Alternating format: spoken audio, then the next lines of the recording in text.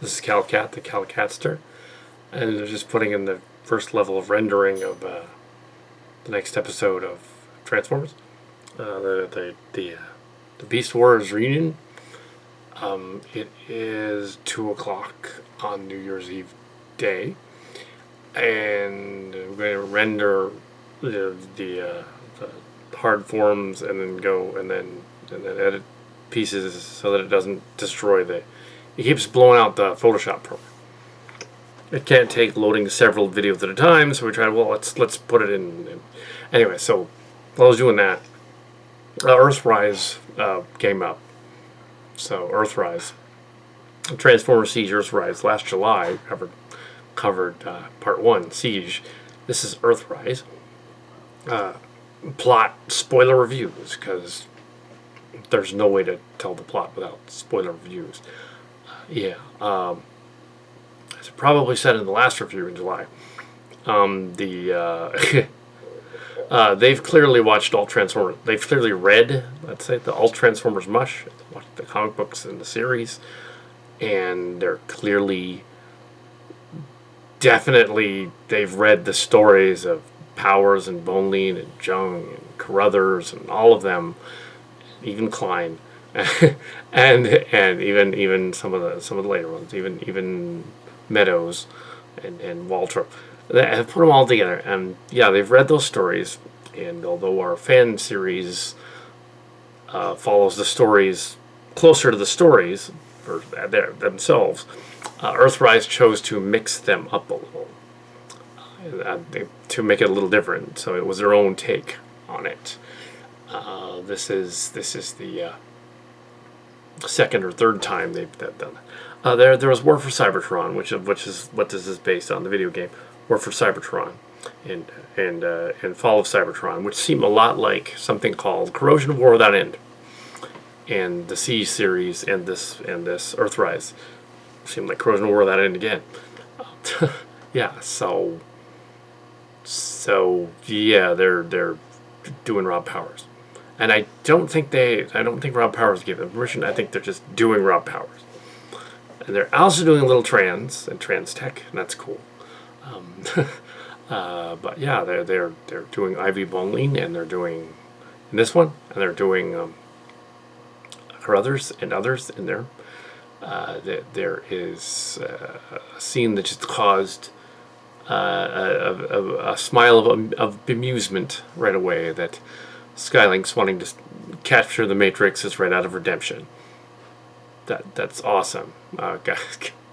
Was that episode called Redemption? Because yeah, that was funny. It was right out of that.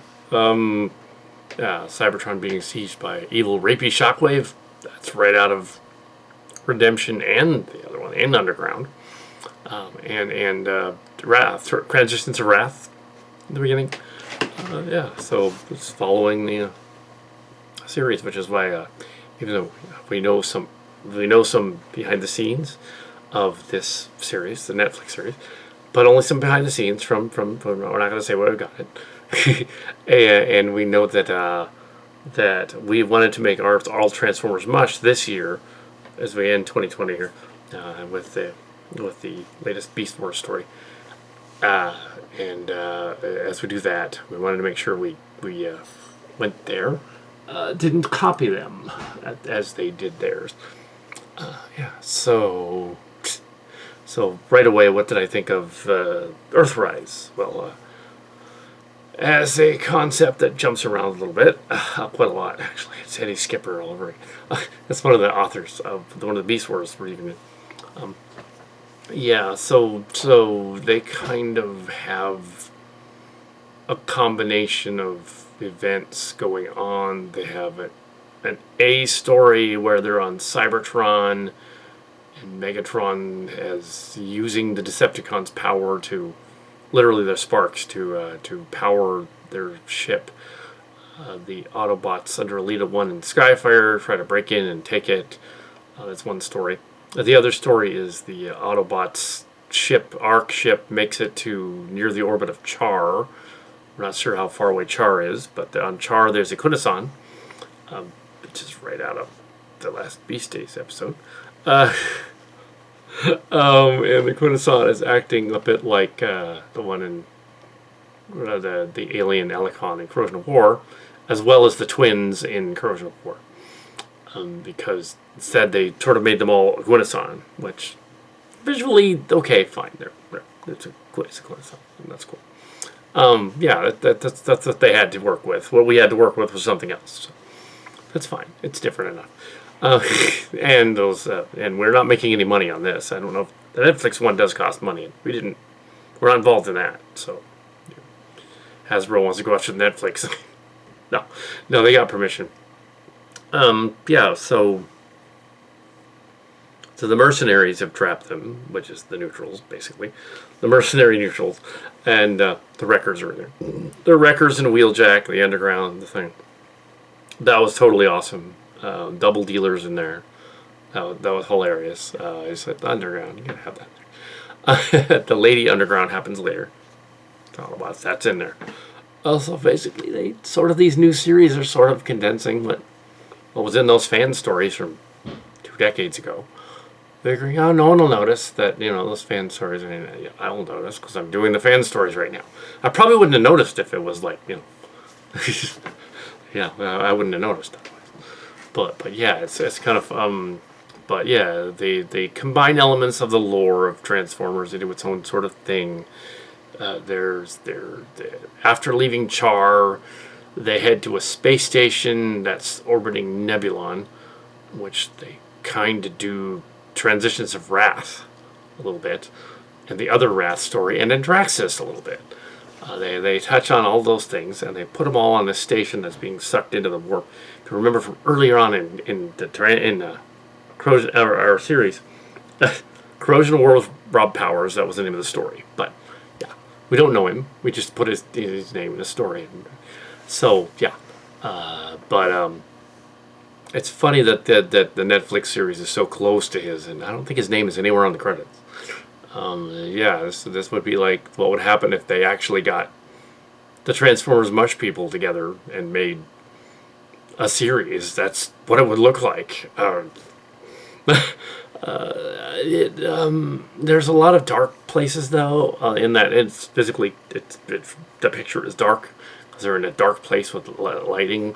They do that a lot because they're trying to hide the CG that doesn't look so great. But what? They're toys. They're plastic. They kind of look a little too plastic in places. They did a little better job than last one. It's funny that you can still see the Allen screws in them. They've been. They could have digitally removed those. We have them heading toward. Well, on the station. They get to the station, and of course, it's spoilers, as I said before. They get to the station, and the Decepticons are hot on their trail on the Nemesis, chasing the Ark to the station. The space bridge is forced open, and they're on one side is Nebulon, the planet. On the other side is the space bridge, and they have a war. They have a fight on the station, and Scorponok shows up. He's the last of the Scorponok. He's the Nebulon in there, and that's right out of Corrosion and Darkness G1 Trans. Mainly because we had a Scorponok and filmed it. But their version is like, no, we want to have this other thing going on. We did it on purpose. Just like, no, you wanted a packed Autobots thing. I see, that's cool. I'm totally okay with the pact of Autobots. That's awesome. And the Wreckers, that's awesome too. But yes, and we have them doing their thing long ago, I guess. And they have an explosion through the space bridge. There's a fight. Megatron is injured. Prime helps him, but of course he turns on him because it's Megatron. Then we have other stuff where he's condensing 6 episodes that were 21 minutes long down into probably a 20-minute video here. Just because I don't want to make this too long. Earthrise, when you go and watch the whole thing and have your own opinion. So we have yeah, we have the mercenaries chasing them too. They're heading toward another planet Before they get there, that all hell breaks loose. They get flashed into the negative universe. Get another episode where they are in the dead universe. All Wrath. That's where they are. They're in Wrath. They've gone to visit Wrath and Andraxis. They're in the Andraxis universe. That's what that is. That's the Wrath universe. So the Unicron would be in there, or a version of him. There'd be a version of Galvatron. There'd be a version of Nemesis Prime, sort of. there'd be a version of Galvatron and Megatron fight each other. That was one of the funniest lines in there. I think it's in the trailer though. Was when Galvatron shows up to Megatron as a vision, and he tells him, and Megatron's all, "I don't trust you," and he goes, "You shouldn't trust no one." Yeah, I don't trust him. Like a Decepticon bad guy. But he has information from the golden disc and the record and all that, and he can change the destiny and all that. Skylink's one of the Matrix in the other dimension, and apparently in this other universe you want the Matrix. He was banished to the Dead Zone. Skylink spends half the story being the chatty Skylinks from Redemption. Completely the chatty Skylinks from Redemption. It's eerie. The only thing that's off is the voice. Sounds like Liam Neeson. The only thing that doesn't sound right. Skylink should have sort of a Deathlock from voice. He should have sort of a Deathlock / with the guy from Excalibur. You should have sort of a haughty, effeminate voice.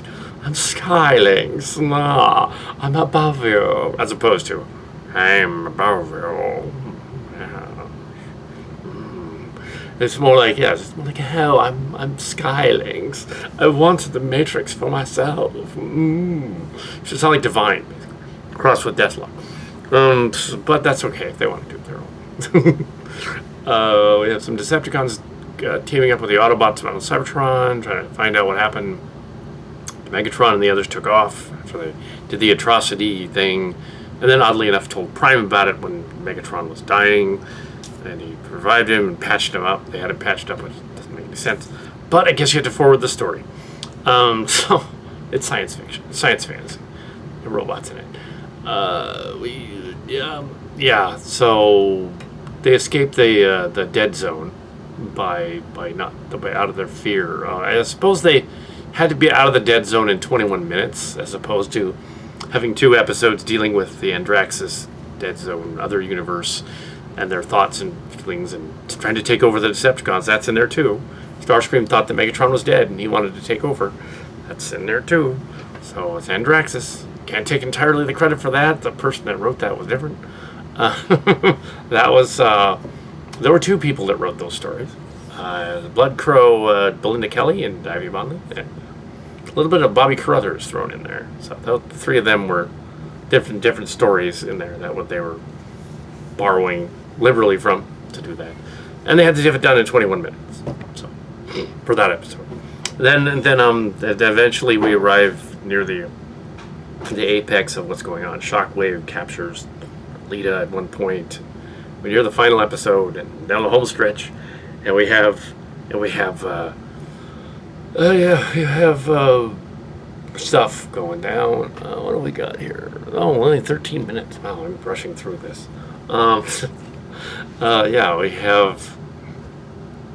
We have them just doing their thing. The Transformer.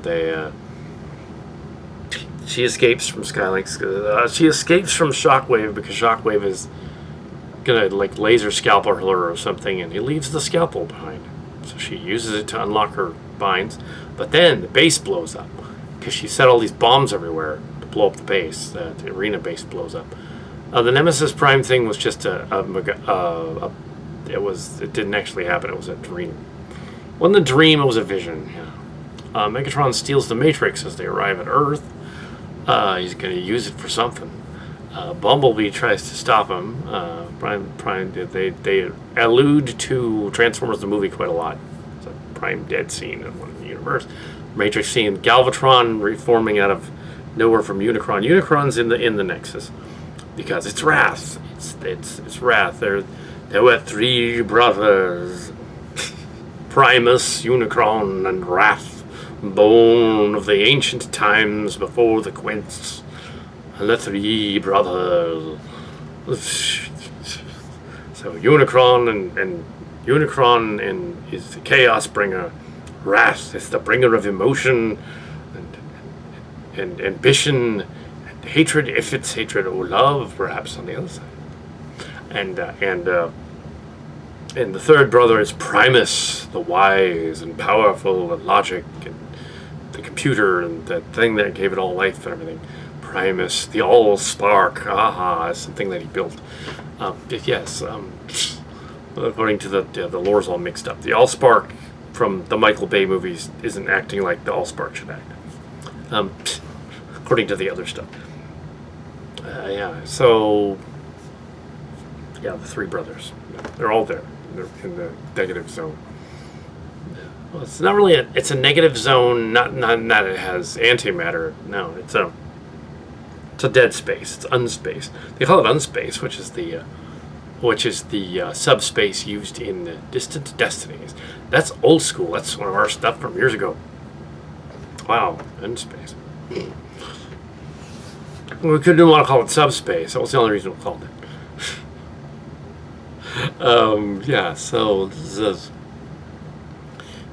So I really didn't give too much away in this review. I mainly just did a rundown of things.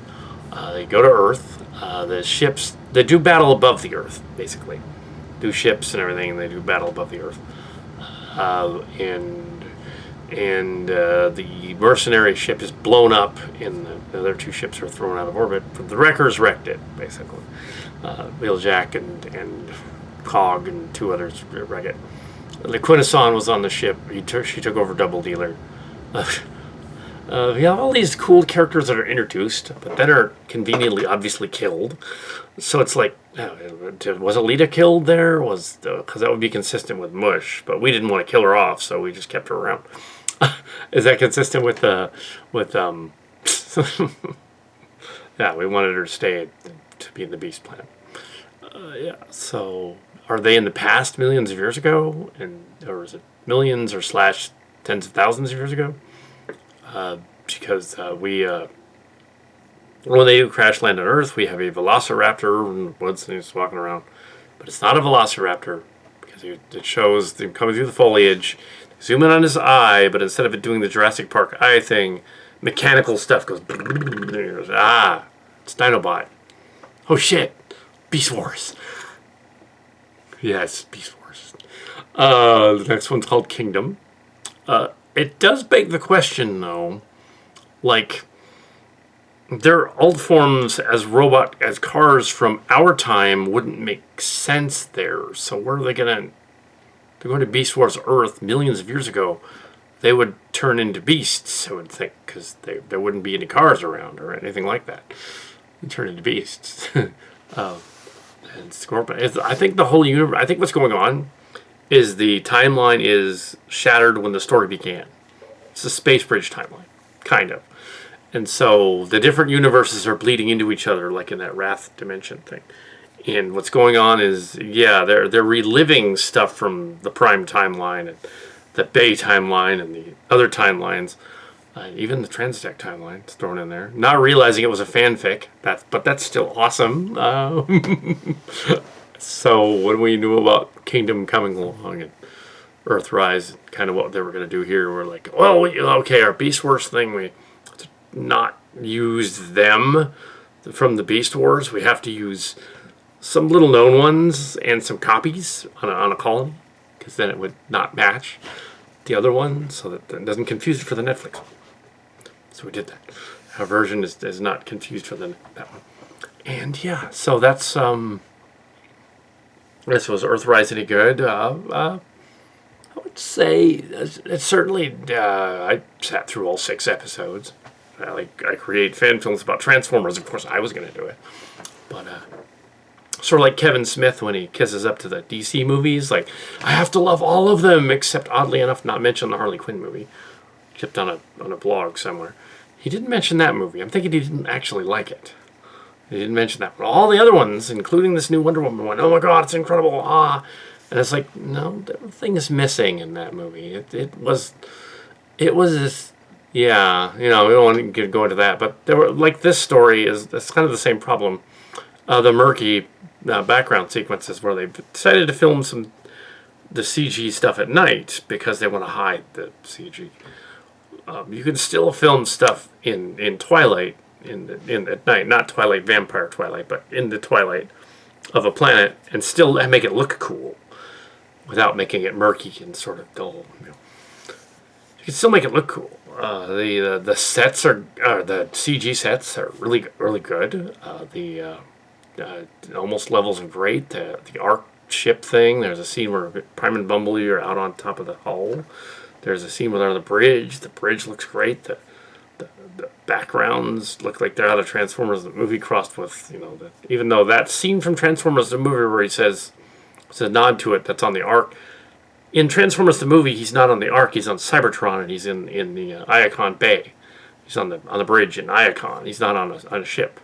When he goes, every time I look into a monitor, Prime, my circuits sizzle. That scene is actually in Iacon. Yeah. In the script, Iacon, Autobot base, Cybertron. Yeah. Yes. Optimus Prime standing above Ironhide. Yeah. Every time I look into a monitor, Prime, my circuits sizzle. When are we gonna start busting Deceptichops? Listen, Ironhide, we don't have enough Energon cubes to power a full-scale assault. Ready the shuttle for launch. Your days are numbered now, Decepticreeps.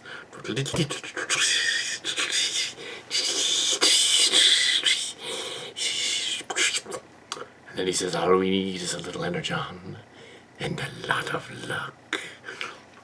And that was one of the other things that was a little odd still. They're a little bit doing a little bit, voices a little better. But as Peter Cole said in an interview about War for Cybertron, he wasn't actually talking about the Netflix one. Talking about the video game. Yeah, we wasn't talking about War for Cybertron. That clip is from before they did this Netflix series. It's not that at all. So that's something earlier. We asked them. Yeah, he's all like, no, that was War for the video game. I wasn't in that.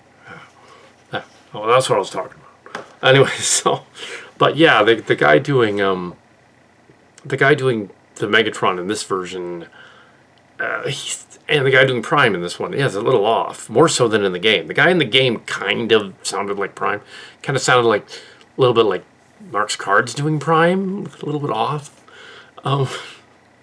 So we used kind of a similar voice for the Beast, Primal Prime version. So we made him sound like that. So Primal Prime will sound like the Optimus Prime from this series, which is funny. But yes, it's not the same guy though. No. But yeah. So yeah, that's my review. It's fine. Watched all 6 episodes together. Yeah, watch them all one after the other. It'll take about 3 hours. But yeah, so yeah, it was all right. It was fine. Earthrise. So yeah, and if you're obviously if you're gonna watch this review, it's has spoilers. It's not an in-depth review of the whole thing. I'm sure others will totally go into all the details and show shots from it. But we can't, because this channel will get flagged immediately if we show any footage from someone else's stuff. They do that. They come after this one. Even though we don't have a lot of viewers, subscribers, I would think they would let us alone. But they don't. Which is why many of my reviews do not show any footage, because we can't. Because they immediately go, hey, you're using footage from something. So we don't. Yeah. And whatever footage we create it. Like these, all Transformers Mush, we completely create the footage from these scripts. Yeah. And yeah, ours is a totally different version. Ours is maybe not better or worse, it's just different. Yeah, so I think it'll go down in history as a legendary fan series like the last one was. And a few weeks ago, we put all of the Space Bridge the Transtech miniseries back up so you could watch all the way through if you wanted to watch the whole 3 hours of each of those. Kind of like a Netflix thing. You can watch those too. And you can pause it at any time and walk away and come back. But yeah, they're in their aspect ratio. And the newer ones keep going. We're not going to re-release Space Bridge because it's already up there and it's already like a year and a half old. So 2 years old, 3 years old. We don't need to update that on there. There's nothing new on there. You've got all the making of that. You've got all the bloopers of that. You've got all it's all there. Channel. So it was over 800 videos on the channel, 821 and it's New Year's Eve. So I decided to watch the whole thing as it dropped. All of it. Yeah, that's my review. Earthrise. And yes, as to the story, it's the journey, not the destination. And I don't know how they're going to... If it ends with Kingdom, that's kind of strange. But, you know, it's what they wanted to do. I'm not ending it with Kingdom. All Transformers Mush continues after those beast colonists came back for another few episodes. We're only halfway through season 2 of All Transformers Mush. About halfway through. Yeah, there's another 4. There's another 4 or so episodes, and they're not directly dealing with beasties, but we'll throw the beasties in because now they're there. Yeah. But we couldn't do the original ones. We couldn't do Magnaboss and the Magnasword. That would have been cool. Yeah, we could have done that one, but yeah, there's a few that we aren't going to do. There's a couple of Star Trek ones, which is weird, and that would just not work. There's a Lord of the Flies one, and there's a which just doesn't make sense. Why do Lord of the Flies with Transformers? There's an Aliens versus Transformers, which doesn't make any sense. We're not doing that. Yeah, just what was in Transtech magazine from 2002 to 2004. Transtech magazine no longer exists and is out of print, and you will not find anything. If somebody else has a Transtech, it's a different one. Yeah, as for Truck Monkey, well, that was our idea. I think it's funny that TF 2005 kind of still references some of our stuff. I think it's hilarious. They're fan stuff. So somebody's paying attention to Adamakan Saga and Calicat Saga. Yes, and there are a few Transformers out there on Amazon that you can get that look a little bit like the guys. A little bit, kind of. I tried to get some of them over Christmas break, but they, for some reason, were not available. Yeah, they disappeared. Like they weren't really there or something. Yeah, so they had to be canceled. Yeah, anyway, our stuff is not canceled. Anyway, that was my review.